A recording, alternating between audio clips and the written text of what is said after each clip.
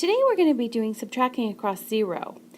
We're going to use all the skills that we've been learning about in subtracting 3-digit numbers and with regrouping, but this time we're going to have some numbers where the whole number is going to have zeros in some of the columns. Let's try it. Look right here on my whiteboard. I have built a number. Do you see my 300s flats? So I'm going to write the number 300. 300 is my whole. That's how much I'm starting with. Okay, let's make a subtraction problem. 300 is how many I have, and I'm going to take away 245. All right.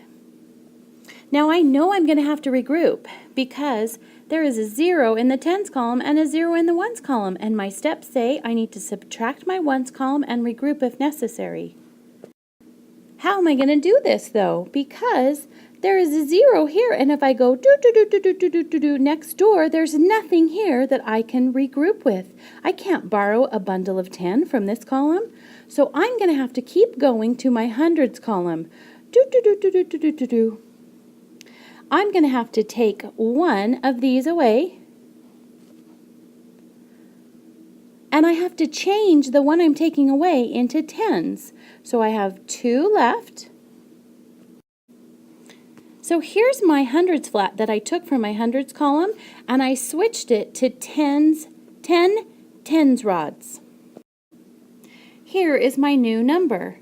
Now I only have 2 hundreds in the hundreds column, and I have 10 tens in the tens column, and I have 0 in the ones column. So if I'm writing my problem, it looks like this. We had 300, we took away 245.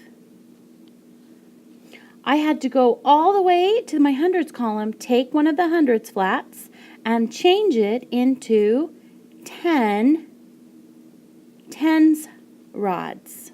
That's what I have right now. I still can't subtract my ones column yet because I have nothing here. So now I can go back to my regular step. Go to the tens column.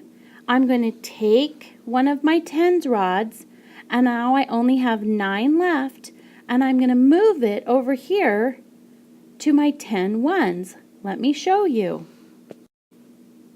So here is my tens rod that I took from the tens column, and I broke it into my 10 ones so I could put it in the ones column so I have something to subtract.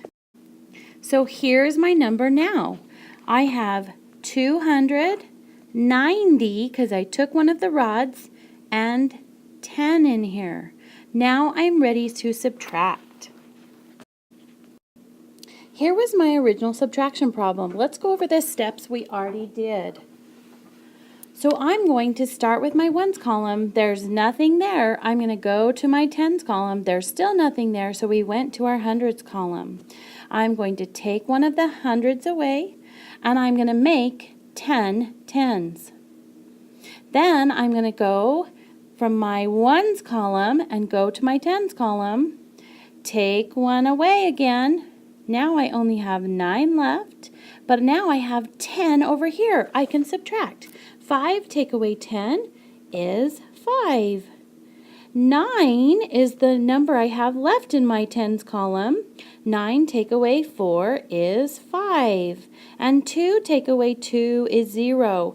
So my difference is 55.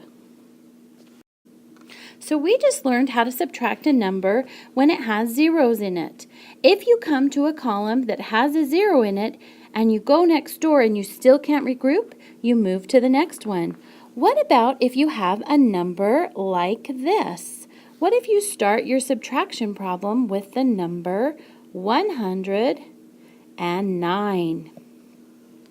You probably are not going to have to regroup in the ones column, but when you go to your tens column, you're going to have to regroup. So you're going to have to go to the hundreds column, take one of those, regroup it into tens rods. Now you know how to subtract across 0. Let's practice.